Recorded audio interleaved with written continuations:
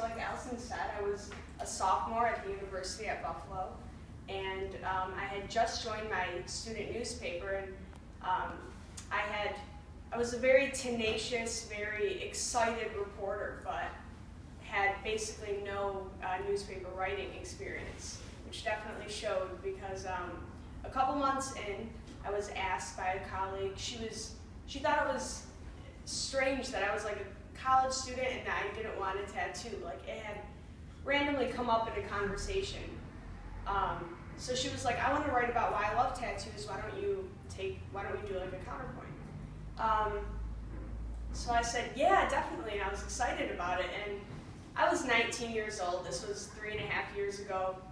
I definitely didn't know who I was yet, but I knew I wanted to sound cool, I guess. So I took on this voice in my article where I was like, women look better without tattoos, and I mean, looking back, this is something I don't agree with, but like I said, I don't think I was comfortable with myself, and I thought I sounded awesome. So, right. Also, the university at Buffalo doesn't have a big journalism program. We're an independent student newspaper. I graduated. So we have no university administration authority, no student government authority. It's just us, and we basically learned as we went, and which was great. We got a lot of hands-on reporting, but you also learn from your mistakes. So on campus, nobody really noticed. Not a lot of kids read the newspaper.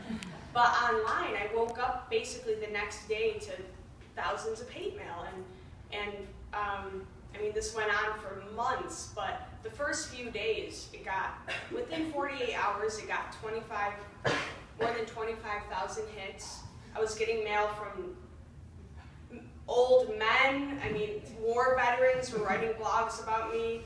A woman in Australia made a YouTube video about me. I got a handwritten letter from England, and it was just, I would click my inbox and, 30 more, and the first few days I was distraught. Like I just read comment after comment, email after email, sleepless nights just crying. I was like, this is it, like I'm gonna quit writing, I'm gonna crawl up in a hole, and I'm done.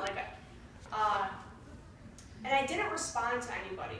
I waited until a few days later, and I wrote a follow-up story, and I said, look,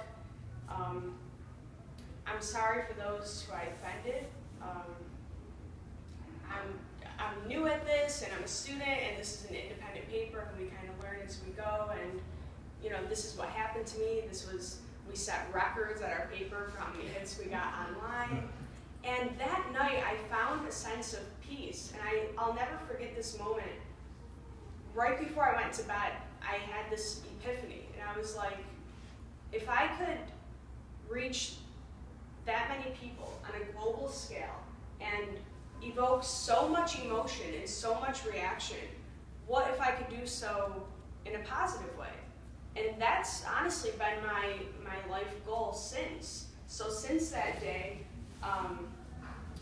and the emails, Facebook comments, and tweets have basically gone away. I think the last hate mail I got was like 6 months ago. And they were kind of just trickling in. But Facebook and Twitter, I don't get called terrible things anymore. I think it's fine. So ever since then, I've written. I took on the role as managing editor of my paper. I started a show at our school.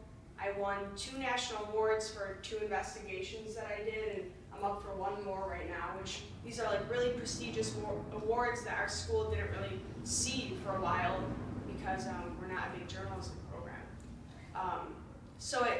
Now I'm extremely passionate about impactful journalism, mostly investigative, and journalism that can make a difference. Not my opinion on tattoos, which I can't stress enough is not negative anymore. We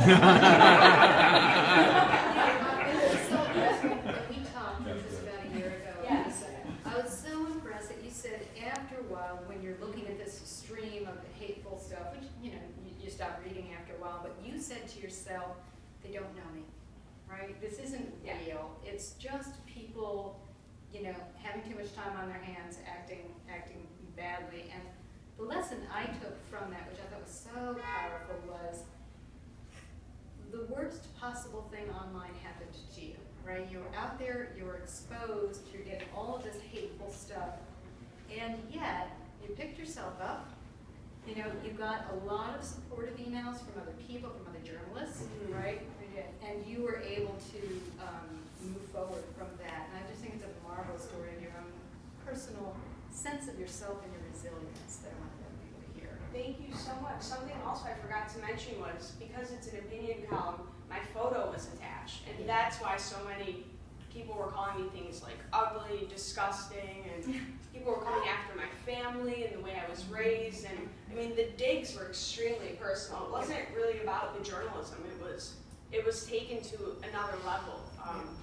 And I notice now how the Twitter CEO came out and he's talking about making, being more aggressive about taking down bullies, and this is all very necessary, because a few years back we didn't have any protection online.